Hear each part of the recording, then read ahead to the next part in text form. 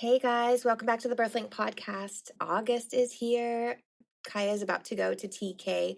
Oh, I hold her so tight, so tight. She's getting so big, and it's just like, wow, where is time going? But I'm excited. She's been in daycare since she was 18 months. So, it's like $1,200 a month. So we are putting her in school in public school this year. So that's going to be a little nice break in our bank account. So that's going to be good. And, we're always trying to budget and get the best deals and all, but we don't want to sacrifice location, daycare, whatever we can do. It's like whatever you can do with what you got, right? So starting a new business, being here, my friend's a nurse, it's a lot of expenses without so much of the revenue now, just starting this agency. But so I think we're going to really appreciate this change in coming August. That's the first thing I think about when I think of August is like, oh, I don't have the daycare bill this month. Woohoo! So that kind of ties in today with our guest, Shelly Yehuda.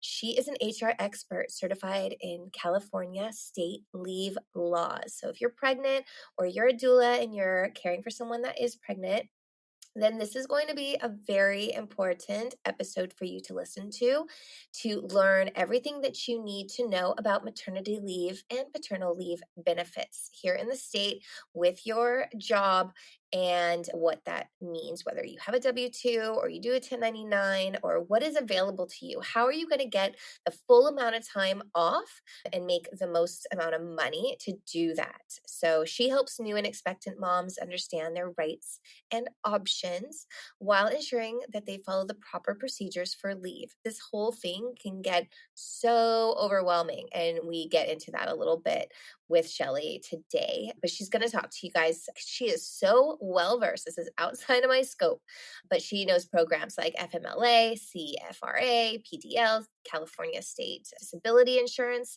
paid family leave, bonding, PPLO, ADA, and self and employer specific policies. So that's a lot, you guys. And if you don't know all of those things that I just said, then don't even worry because Shelly is here. This is her expertise. She needs to know this. And you may just be leaving money on the table if you don't. At least listen to this episode, but also reach out to her. She works with parental leave advisors. So parentalleaveadvisors.com, or you can follow her on Instagram at California Paternal Leave. So let's get into it. I want to hear what she has to tell us right now. Thank you for joining. Enjoy the show.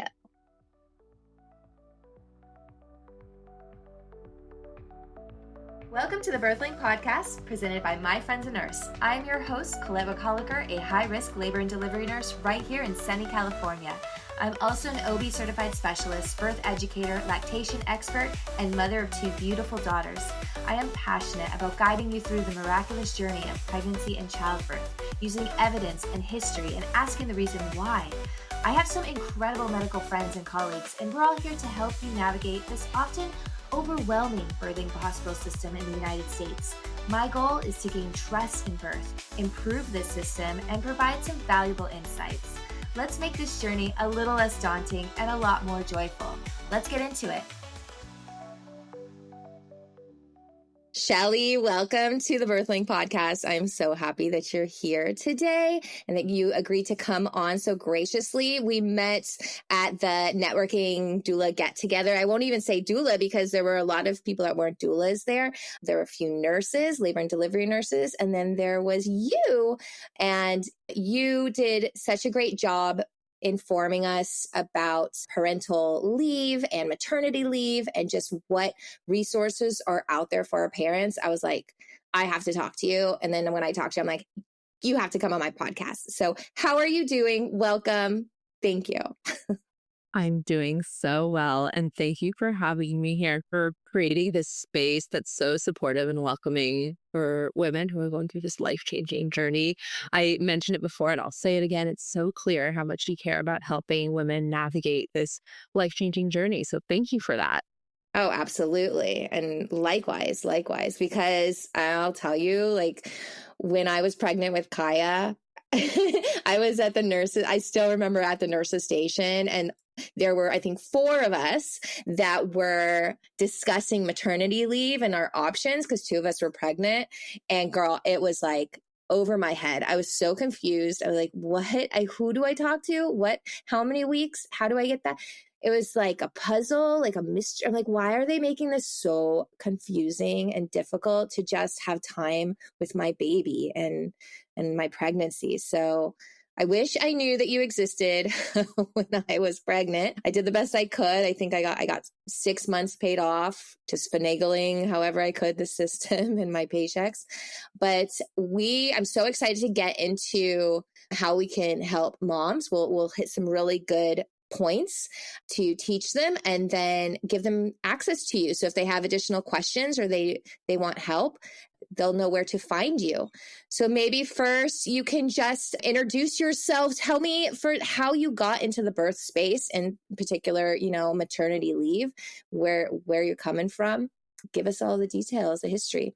Yeah, so I have a background in HR. I've been working in HR really. My first job out of college was in HR. So I know everything that has to do with going on leave and the policies behind it and really managing employees going on leave.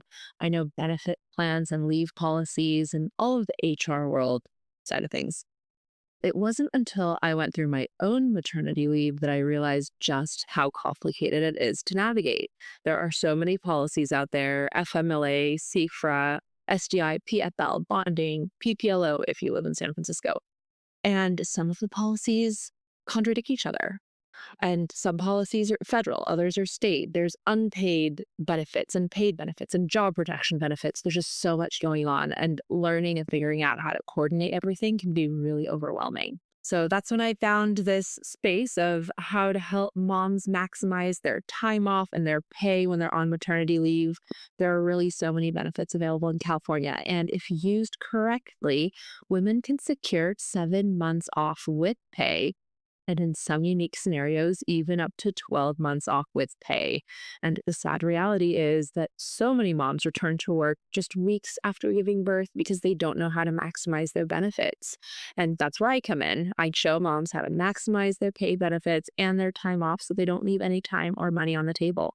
Amazing. That's so cool. Honestly, I wish I found you. I could have got 12 months. What? Whatever.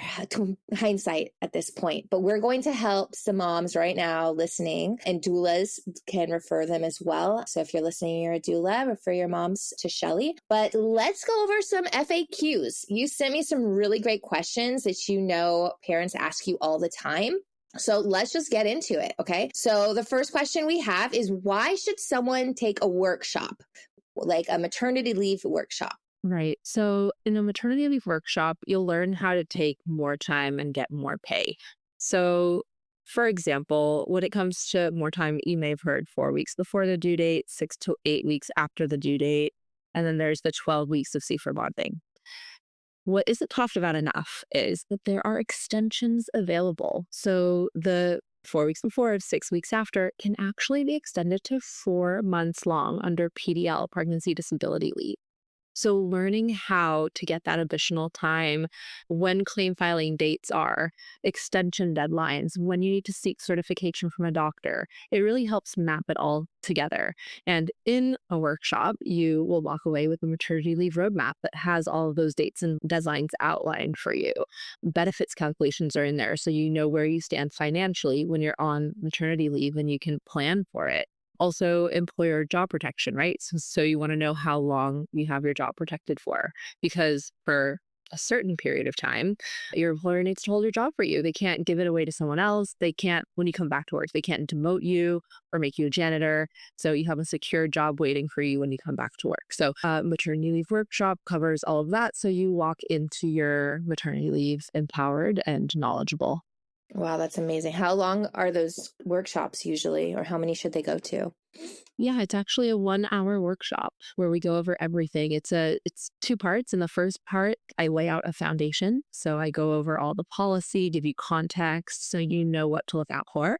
And the second half of the workshop, we go over the personalized roadmap, which is when you start your leave, when to file your claim on the EDD website, when to seek medical certification, when to update your claim, because you have to update your claim. A lot of women don't know this. You have to update your claim after the baby's born. That tells the EDD when the baby was born and if you have a vaginal delivery or C-section, because you get that extra 2 weeks for the C-section delivery, right? So it maps it all out and we go through it together. And is this like a one-to-one or is it a group workshop? So there's a group workshop. If needed, we can also do a one-on-one. One-on-ones are really for people who have employer paid policies or some complicated situation at work. Maybe you moved to California, away from California during your pregnancy. Maybe you got fired during pregnancy. Any complicated, unique outlier situation like that would really be a good scenario where you'd want to seek out a private consultation. But definitely in a group workshop, you'd get all the information you need and walk away with so many resources at your fingertips. Love it. I love it. I wish I had that, but figuring it out on my own was crazy. Okay, so when is the right time to start maternity leave, would you say? Great question. So, most doctors will put you on leave at week 36, and that's because the 4 weeks before your due date are covered under PDL or pregnancy disability leave. And that means you get pay and job protection. Here's the key thing though, those 4 weeks before your due date are use it or lose it. So if you don't take them before the baby's born, you cannot add them on later. So I strongly encourage all women to start their leave 4 weeks before their due date. Now, that's not a one size fits all. There are women who are struggling with a condition, a pregnancy condition, so they go on leave early. There are women who choose to work all the way up until the day the baby's born. Maybe they have stock options that are vesting. So there's really like unique case by case basis situations that the most standard, the most typical is going on leave at week 36. Okay, good to know. I used my PTO. I decided to use my PTO personally and went on 32 weeks because I was 40 years old. I have a very high stress job in labor and delivery, running around. I started contracting. I said, yeah, that's enough. And I had enough PTO, but I I used my own PTO. I didn't look at extensions or anything like that. So I'm like, okay, this isn't about me. Okay. If my okay, it says one of the questions is if my employer pays me during maternity leave, can I still collect state benefits? Yeah, so this is a really common question, and that's why I wanted to go over it together. So there are many employers out there who act with great social responsibility, and they offer paid employer benefits. So Google, Etsy, Netflix, to name a few. Now, where it gets a little interesting is when you're receiving paid benefits from your employer and state benefits, the risk is making too much. If you make too much money from your employer, you could make yourself ineligible for those paid state benefits because there's an income threshold. And if you go over it, your state disability payments will either be reduced or they'll stop altogether. So it's all about structuring your payments strategically to make sure you don't lose out on any pay or leave time. Most employers that offer paid parental leave know how to handle this, but if yours doesn't, you can look up supplemental pay or integrated pay on the EDD website, and they have some resources to help. Excellent. Okay. And what about the opposite scenario? I actually had a friend that got laid off while she was pregnant. What happens? Does she still qualify for paid maternity leave? Yeah, that's a great question too. So you do still qualify as long as you've been paying into California SDI, State Disability Insurance, through payroll tax withholdings up to the time that you were laid off. There's a very interesting table online. I realize that I can't show you the table now, but essentially it shows the 4 quarters leading up to your claim filing date. So what you want to see is that you've been paying into California SDI and your payroll tax withholdings in the time leading up to when you have the baby. I hear from so many women who are in this situation. I mean, imagine working for your company for years, looking forward to your maternity leave, and then you get laid off right before. It's devastating. But the good news is that in most cases, you're still eligible for state benefits. Okay, wonderful. I would be devastated if I lost that PTO though, but I don't know, like well, this isn't one of the questions, but like if I didn't have that PTO, like now knowing that I could probably still have worked out 6 months is reassuring because I'm starting a new job. So I'm like, oh, I don't have any accrued PTO. Not that I'm going to get pregnant, but you never know. Okay. You mentioned it earlier when we first started chatting about extending. So let's just say, can I extend? Like, what are the parameters around that? Yes. So extensions are available to you when you're on disability. So I'll back out a little bit. Let me give you a high level overview. Think of your maternity leave as two phases. Phase one is disability, and that covers pregnancy, childbirth, and recovery from childbirth.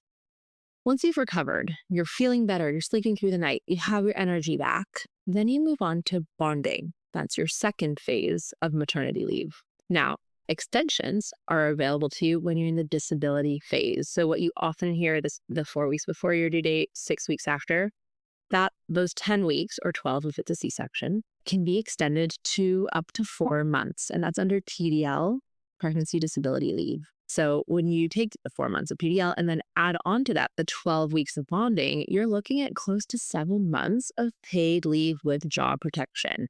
And in some cases, even up to 12 months, right? Because SDI has 52 weeks of funds available for you in that bucket. So there's a lot out there. It's about knowing how to secure that time off, how to advocate for yourself when you go to your doctor appointments and really max out your benefits. Amazing. Okay, great.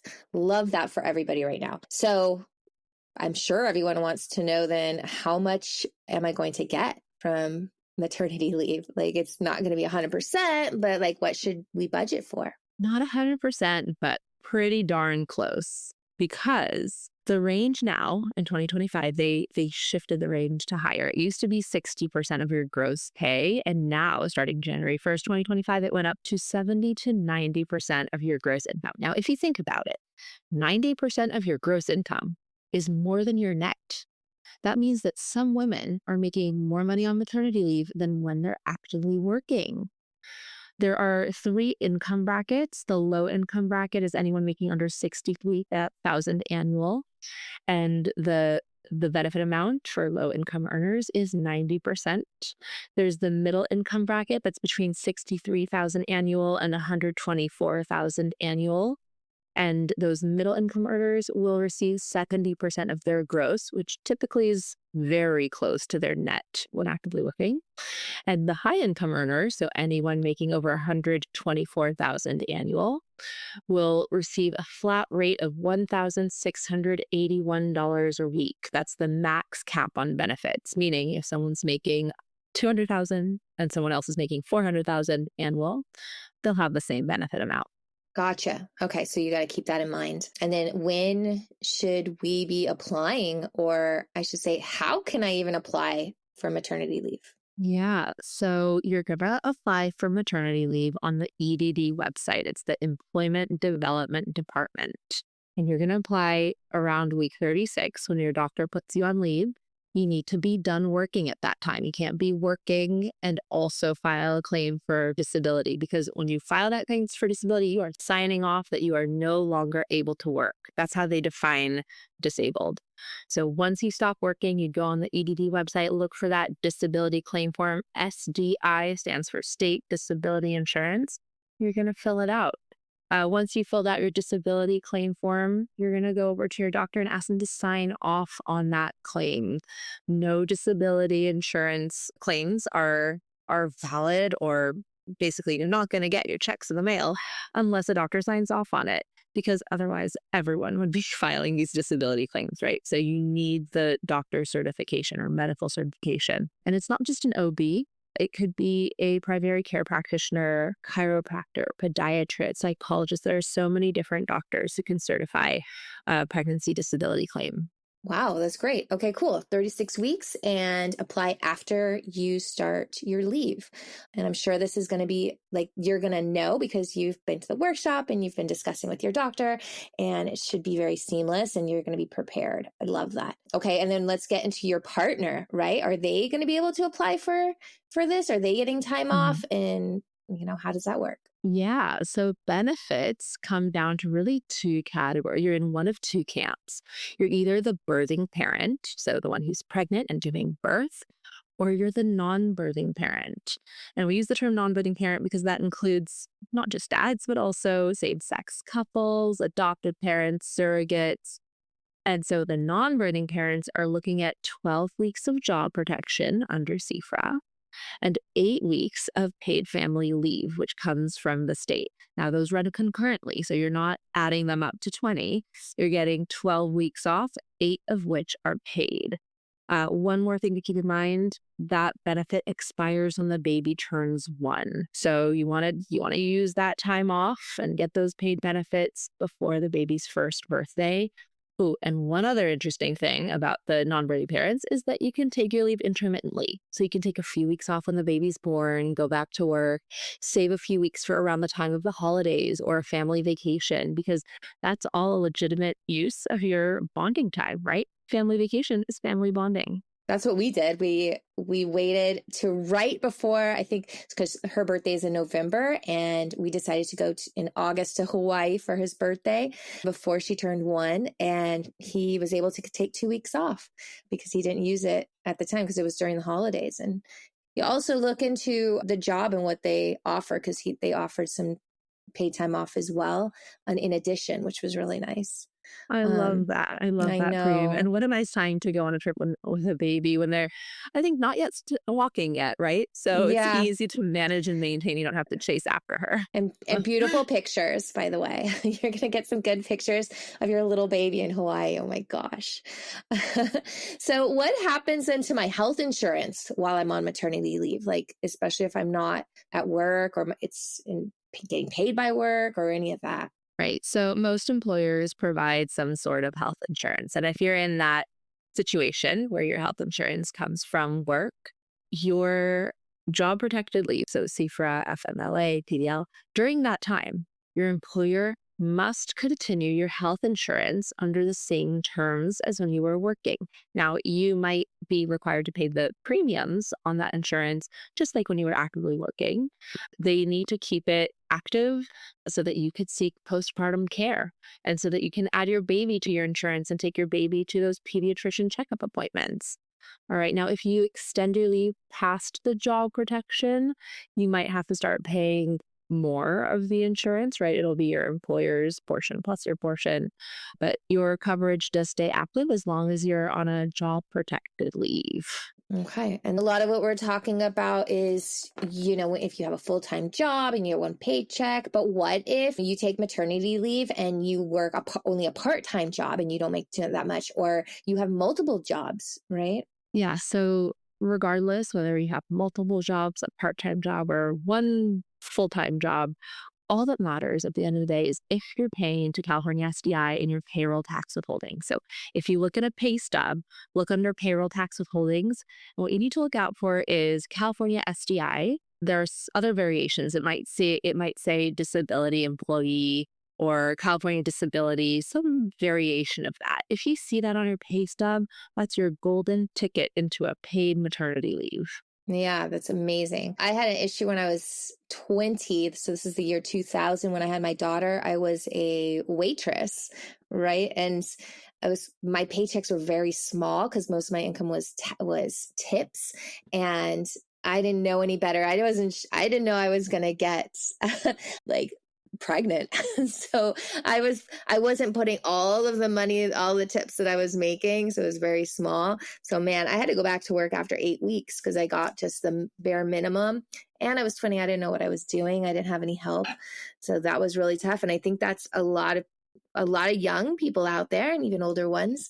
They're working as waitresses, or they're just not making a lot of money, or they're not putting a lot of money in, or they're just like on 1099s, or they're working on their on their own. So those were amazing questions. I still have one more. I was just thinking about when I was 20 and I was working as a waitress and I wasn't declaring all my tips, right? So I wasn't putting in a lot of money to the SDI, and I got 8 weeks from the government, and I had to go back to work after 8 weeks. So basically, she was probably 6 weeks old when I went back to work. Fortunately, I was young and thriving, and I didn't have a choice. I had to go back. For those, there's a lot of young women out there, young people, I should say, that they're working odd jobs. They're not making a lot of money. Maybe they're working with 1099s, like they're just working for themselves and making some money here and there. And then they get pregnant, right? And it's nothing planned. They didn't plan to do that. What would you tell them? Or if they're listening, they're like pregnant now and they're just like, I'm screwed. I'm going to have to go to work right away. Do you have any advice for them or tips right now? Yeah. So a 1099 employee, unfortunately, is not eligible for any paid state benefits, right? Because they're not on payroll and they're not paying the payroll taxes, or we can also say not a W-2 employee. So that's really unfortunate. There are options for them, however, like a voluntary short-term disability policy, which still comes at a cost. So not the most cost effective, unfortunately. For someone in the tip scenario, so waitress making tips, the smart thing to do was pay the payroll tax withholdings on those tips. So have it counted as part of your income during your pregnancy, because the more money you'll make, the more you'll see in benefits. So be Okay. honest. There are a few other creative ways to go about it. Creative way. Right. You want to make more money in those. Yeah.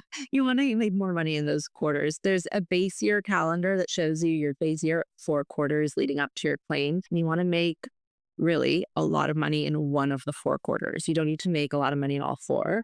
You want one quarter with high earnings. And that's going to shift up and increase your weekly benefit amount, your WBA. Wonderful tip. That's so great. Awesome. Okay, so Shelly, you gave us like so much information in 24 minutes. When you said that the workshop was an hour, I was like, how is that enough time? But we covered so much information in just this amount of time. And I'm sure there's more questions out there. Where can someone find you if they have more questions for you or they want to work with you? So you can find me on parentalleaveadvisors.com. You can connect with me there. You have the option to register for a free webinar to dip your toes in the water and get a bit more familiar with how to navigate parental leave in California.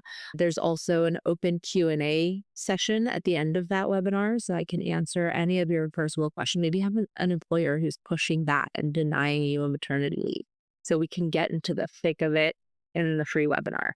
So check out the website. It's parentalleaveadvisors.com, and I would be more than happy to help and support you during this life-changing journey. Amazing. Thank you so much, Shelly. Is there anything you want to leave us with before you go? Oh, some final thoughts. Yes, final thoughts. All right. Any tip, trick, I'll give you or affirmation for our women struggling out there with this. Okay, I'll leave you with one more pro tip. When you go on leave, coordinate your dates. So there's 3 entities. Think of it as 3 entities, 4 if you count yourself, but doctor, employer, and the EDD. You want to sync up those dates. So you're going to have the same last day worked across 3 entities, the same first day of disability across 3 entities. When the dates start to contradict each other, you'll see that your claim takes a long time to get processed, or there's a delay in payments. So just make sure that everything really lines up. That's my last pro tip. I hope that helps. And other than that, I'm wishing everyone a very smooth and easy pregnancy and an easy delivery and a baby who sleeps through the night. All the best for all the listeners out there. Love it. That's so great. Great tips, great information. One of the most informative episodes I think I've had so far. And I love the affirmations. And I wish you well too, Shelly. And I'm sure we'll be talking again real soon. All right. Thank you so much, Colette. Take care. Take care. Thank you so much for joining. I hope you enjoy this episode as much as I did and you got as much as you could out of it. I wish I had met her 5 years ago, but I kind of had to do it on my own. I ended up getting 6 months off to be with Kaya. So I spent 2 months before I gave birth. And so I think I got off, around 31, 32 weeks. But I was older, I was tired. I knew this was probably going to be my last pregnancy and I had saved up for it. So I was like, you know what? I'm going to take the last 2 months off and just chill. And I'm glad I did. And everyone's different. With with Jordan, I worked pretty much up to the time of giving birth. And that was at a restaurant, right? But I didn't know a lot. I maybe could have used the help to get more money, but I was just, making tips on my own. When you make tips, you don't show the full amount of money that you're making. So you're really getting minimal back. And, I'm glad that I was able to have a place at my dad's to live. So I appreciate that, even though he kept charging me rent because he said this is not an excuse, but that's fine. It was very discounted. But yeah, we're all in our unique experiences and what we're going through. So I highly recommend that you reach out to Shelly and get some tailored advice specific to your situation. So remember, you can find her at California Parental Leave on Instagram and at parentalleaveadvisors.com. All right, until next time, bye.